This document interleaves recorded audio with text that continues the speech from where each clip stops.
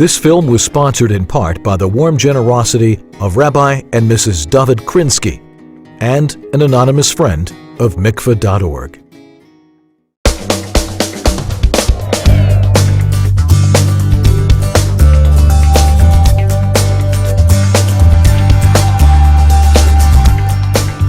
Welcome to the Mikvah. The Mikvah, a place that has been historically discreet, yet one of the most important structures for a Torah-observant life. The Mikvah is the single most essential component of a Jewish community. Mikvah is a mitzvah that belongs to every single Jew. It is our heritage, it is our past, and it is our future. It is beautiful, basic, and essential. People are surprised to learn that if a community cannot afford to build both a mikvah and maintain a synagogue, the mikvah takes priority. If necessary, we can pray in someone's living room, and if necessary, we may even sell a Torah in order to build the mikvah. So what is a mikvah, and what makes it so very important? Mikvah is a mitzvah, a commandment that is crucial to Judaism, as pivotal as the Passover Seder, the Shabbat candles, or anything else you may already know about Jewish law and tradition. It is the cornerstone of Judaism. Because the practice of mikvah is so discreet, it has not been openly discussed in the past, and unfortunately, may not be as well known today as it was years ago. It is up to us, here and now, to reclaim the practice of this often misunderstood mitzvah. Let's learn about mikvah together. Let us explore the what, the who, the when, how, and why of mikvah today.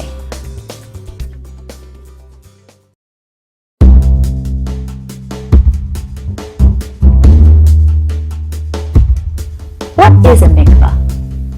Mikvah means gathering in Hebrew. A mikvah is a collection of water. The word mikvah refers literally to a gathering of water.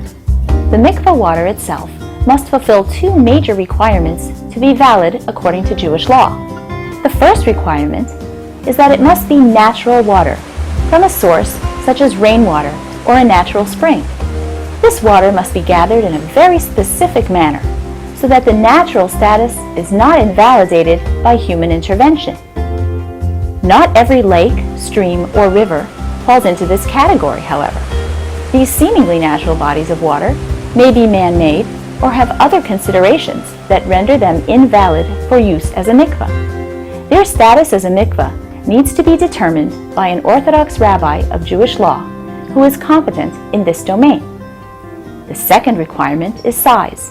The actual immersion pool of the mikvah must contain a minimum of approximately 198 gallons, 40 seah, of water.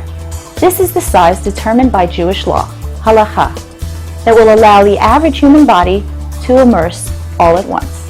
It is imperative that a person is able to completely immerse him or herself and be totally surrounded by the mikvah water. That's what a mikvah is. Can an Olympic-sized swimming pool be used as a mikvah? Of course not. It is indeed large enough. However, it is not built according to the exact halachic requirements necessary to be considered a kosher mikvah, nor is the water it contains from a natural source. As already mentioned, the water used in the mikvah must have a natural source. Rainwater is generally used in the construction of an indoor mikvah. When the actual immersion pool of the mikvah is being filled with water, we can see how all of this works. Most mikvahs have an excellent filtering system that keeps the water clean, clear, and pristine. Every time the mikvah immersion pool is drained, the walls are disinfected and it is then refilled with pure, clean tap water. So where is this natural water we have told you about? Do you see the black hole on the bottom of the immersion area? If you would run down the stairs and put your hand into that opening, your hand would enter a rainwater reservoir, the bar, that lies directly beneath this immersion chamber. This rainwater reservoir is what constitutes the natural component of this mikvah. The rainwater reservoir is almost equal in size to the immersion pool area. While the minimum size would be approximately 198 gallons, most mikvahos are more generous and exceed the minimum size required. The rainwater stored here was collected and stored in the bar of this mikvah, but not all in one day. Once a mikvah is constructed according to exact halachic specifications, the first thing that is done is to collect the rainwater into this special reservoir. It is vital that the rainwater flow only through channels that cannot be considered a vessel. Rainwater flowing down to the reservoir through a pipe or other vessel that can contain it without leaking or spoilage would be stripped of its natural status. Sometimes a PVC pipe that is open at both the top and the bottom ends is used. These openings ensure that the pipe does not become a container. The pipe then extends all the way to the roof. When the rainwater reservoir of the mikveh is filled, whether for the very first time at its opening or any time thereafter when the rainwater is changed, fresh rainwater comes down directly through this channel and flows into the rainwater chamber through that hole. It can take anywhere from 3 to 5 months or more, depending upon the season and the rainfall at any particular time, for the mikveh rainwater reservoir to completely fill. The rainwater reservoir is then capped off and the immersion chamber is refilled with fresh city water. The opening from the immersion chamber to the rainwater reservoir is the juncture where the two waters meet, or kiss. Once the immersion chamber is filled, the cap on the rainwater reservoir is removed, allowing the two waters to kiss, have contact, thereby bestowing natural status upon the water used for the actual immersion. We don't immerse our bodies in the rainwater directly, but the fact that the waters mingle and kiss is sufficient. This is how an indoor mikvah can be built with natural water. This is significantly more convenient than using an ocean, for example. This framework of Jewish law, arranged by the geniuses of the Talmud, makes mikvah so much more accessible and convenient. The mikvah we see here, with the rainwater reservoir, the bar, located beneath the immersion pool, is the preferred method for a Chabad mikvah. Because the rainwater is cold, surprisingly little dilution occurs, and the rainwater remains intact for quite some time. A timer on this particular drain system prevents the water from emptying below floor level, thus dredging up the precious rainwater. The rainwater is then able to remain down in its chamber undisturbed for as long as possible. Other mikvahos may be constructed with the rainwater reservoir on the side of the immersion chamber. The rainwater reservoir then has to be blocked off while the water from the immersion chamber is drained and refilled. This method may allow a greater amount of mixing and dilution to take place. Both methods of construction, however, are strictly kosher and in adherence with the proper laws of mikvah construction. It is imperative that even the most minute detail of indoor mikvah construction follows the halachic guidelines necessary to ensure it will indeed be fit for mikvah use in the same way as a natural outdoor body of water. Therefore, the correct construction of a mikvah requires an Orthodox rabbi who is experienced in all the details of the laws of mikvah to ensure it is built correctly. Once completed, a mikvah needs continued supervision in order for it to retain its kosher status. No structural changes or repairs may be done without the rabbi's express permission and supervision. Even calling a plumber for the plumbing of the mikvah itself requires notification of the rabbi. The mikvah, a gathering of water.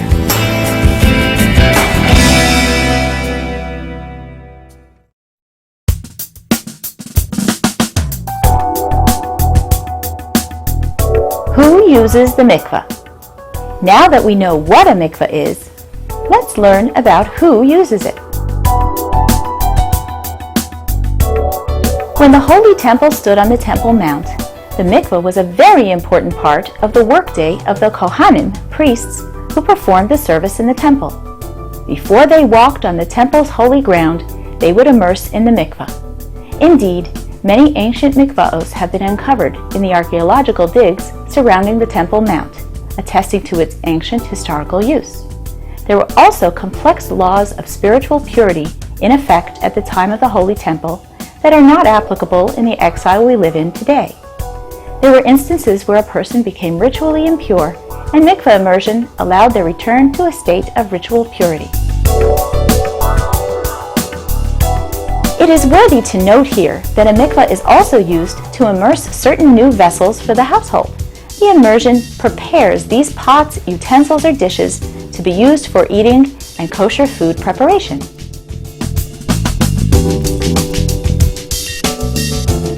Mikvah is used by converts as the final step in the conversion process. It is when they experience a complete shift of their spiritual path from the one with which they were born to the one they are about to embrace. Even though it takes years of study, contemplation, meeting with rabbis, and making decisions, learning and practicing Judaism beforehand, it is the immersion in the mikvah where the spiritual shift actually takes place. A spiritual rebirth occurs during that mikvah immersion, and the convert emerges from the water of the mikvah with a new soul, as a new person, much as the newborn emerges from the water of the womb. The convert then makes a blessing on the immersion, the very first mitzvah of his new Jewish life. Daily immersion in the mikvah is popular among Hasidic men before the morning prayers, before Shabbat, and Jewish holidays. Most men make an effort to go before Yom Kippur in preparation for the spirituality of the day. The use of mikvah by men is not accompanied by a blessing, since it is a minhag, a custom, not a law. If a man does not go to the mikvah, he is not failing to perform a mitzvah. His use of the mikvah is a spiritual enhancement to his performance of other holy and sacred tasks.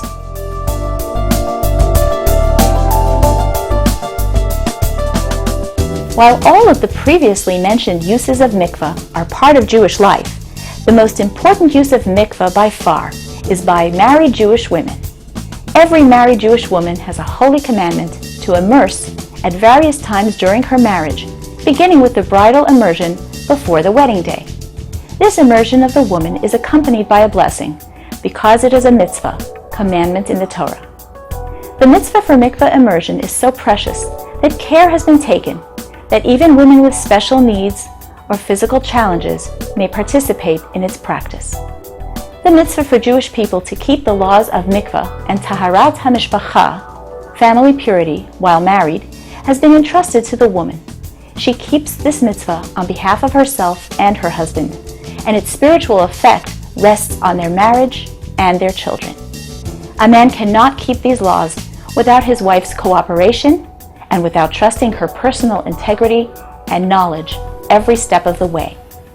The Almighty gives a married Jewish woman complete trust. Her word determines the status of a couple's most intimate relationship.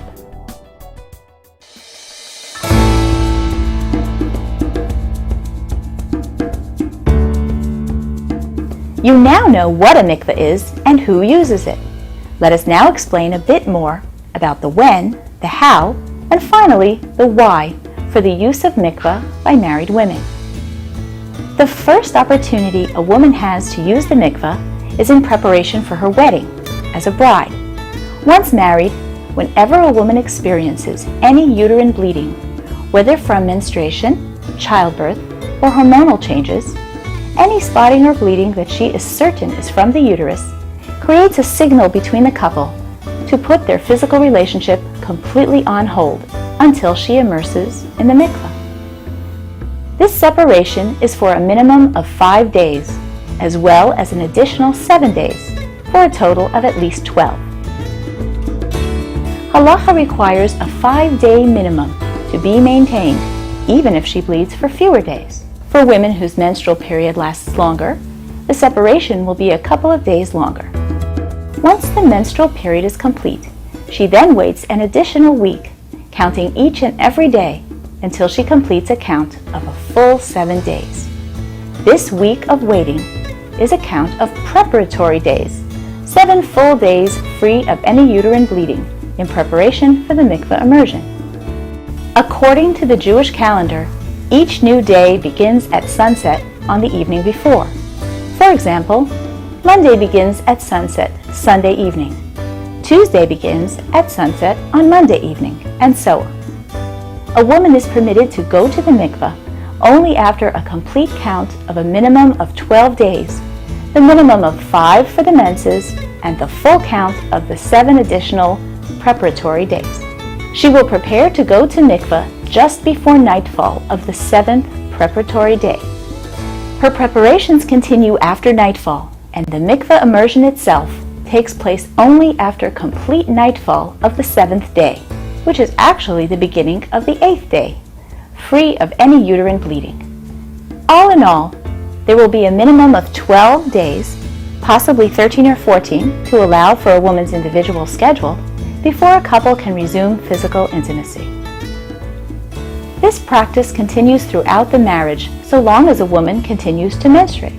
Once a woman has ceased menstruation and immerses in the mikvah following her very last period or instance of uterine bleeding, she is no longer required to immerse in the mikvah again. For married women who have not kept the laws of mikvah, it is never too late to do so.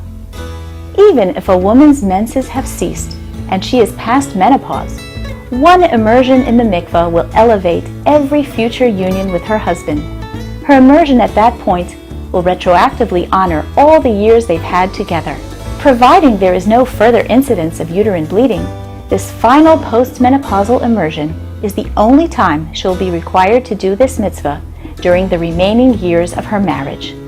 Should she remarry later in life, a woman, post-menopause, would immerse once more in the mikvah as a bride before her new marriage.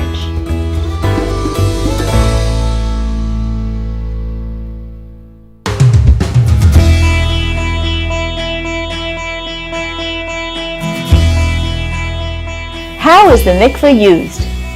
Once the time of separation has passed, the time to prepare for the immersion arrives.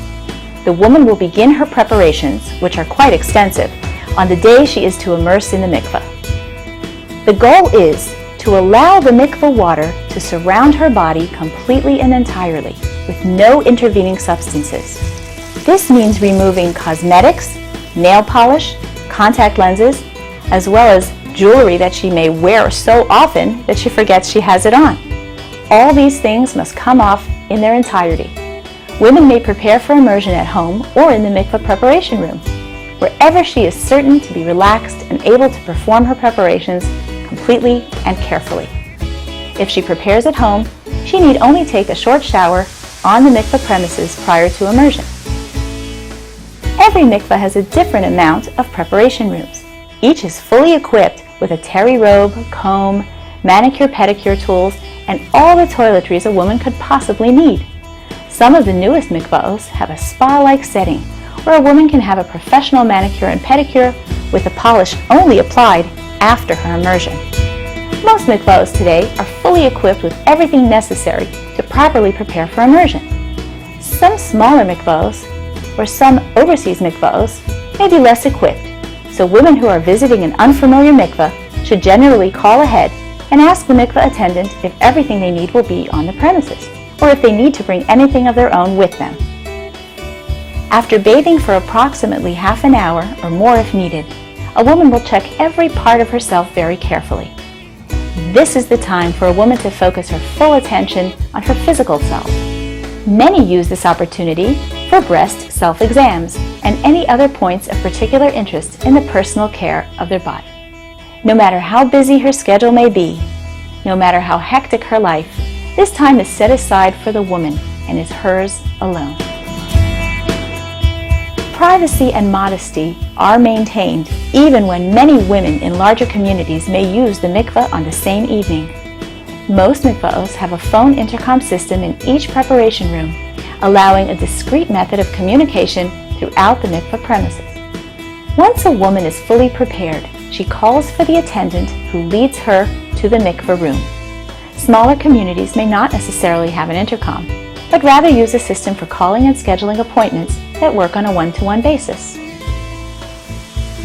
When a woman has bathed, showered, combed her hair, cleaned and cut her nails, carefully cleaned her teeth, and is ready to immerse, she will call the attendant, who then leads her to the mikvah room, fully wrapped in a nice terry robe. By the time a woman enters the mikvah room itself, she is fully prepared for her immersion. She will remove her robe and walk down the stairs into the mikvah. The water at its deepest point is only chest high. She immerses in the water, keeping her body loose and relaxed, no tight clenching. This allows the water to reach and surround every part of her body. She rises to the surface and recites the blessing.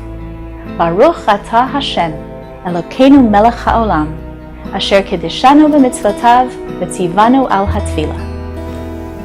Blessed are you, God, King of the universe, who has sanctified us with his mitzvot and commanded us concerning the immersion. Then she will immerse another time or two, or more, according to her family tradition. The attendant will call out kosher each time, and according to the Arizal, Rabbi Isaac Luria, a famous mystic, her words are repeated high in the heavens, announcing that this mitzvah is being performed and it is pure and good and kosher. It brings with it special merit for good and healthy children. This is a special time for a woman to pray for all her wants and needs, for at the very moment of her performance of this treasured mitzvah, the gates of heaven are open to her prayers. She then emerges from the water, returns to the preparation room, and gets dressed and ready to leave. The culmination of all this, the separation, the counting, the preparation, and the immersion in the mikvah, is for the couple to unite once again in holiness.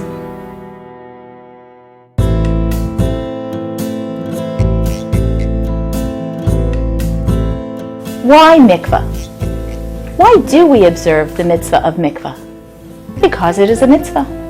In observance of mikvah, we are fulfilling God's will to sanctify our most intimate and sacred relationship.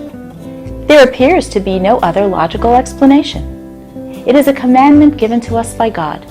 We trust that his infinite wisdom holds the true why. The letters of the word tevilah, immersion, when rearranged, spell the word habitl, which means the nullification of self to the greater power of the Almighty.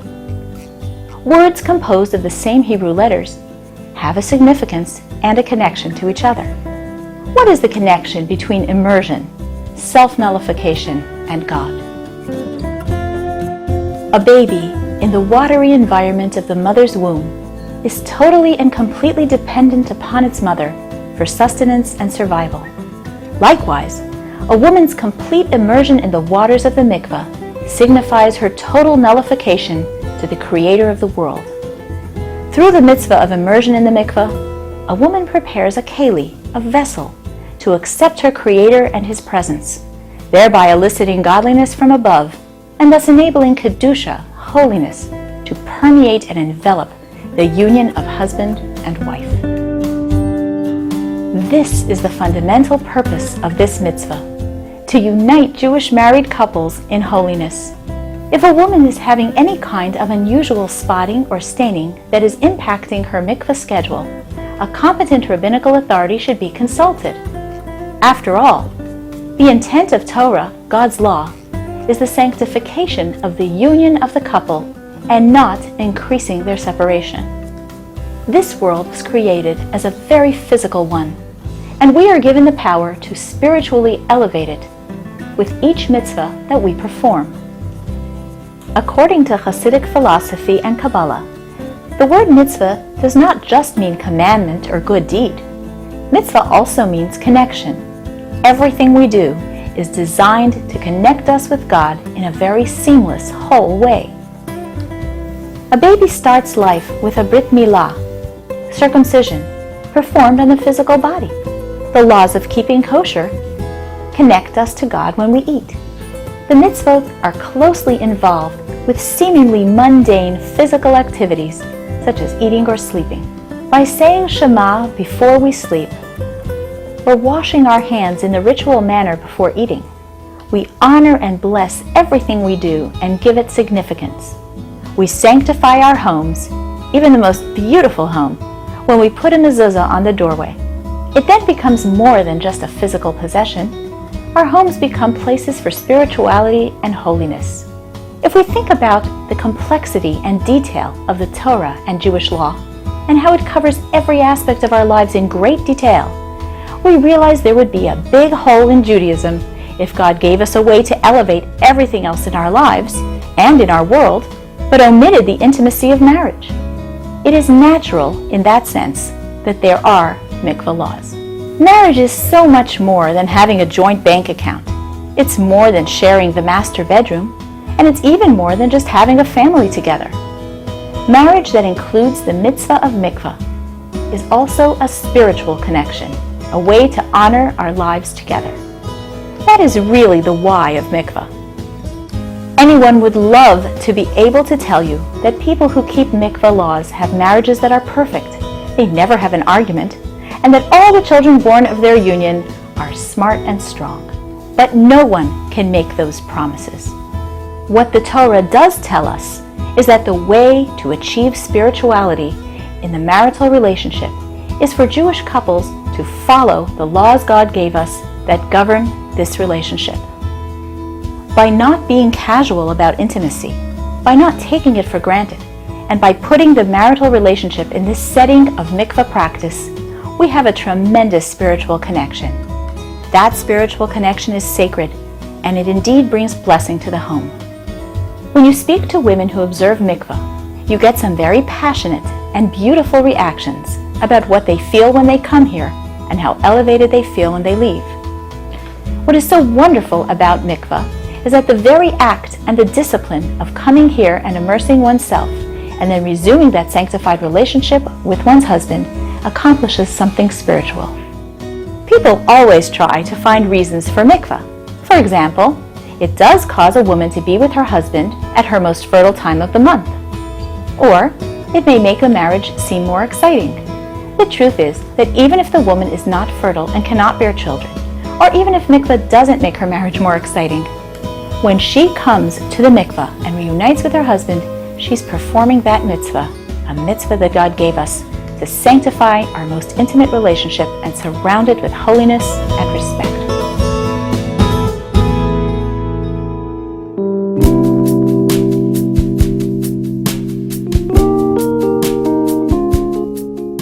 We have discussed what the mikvah is, how it's constructed, who uses it, when it is used, and why Jewish couples follow the laws of mikvah.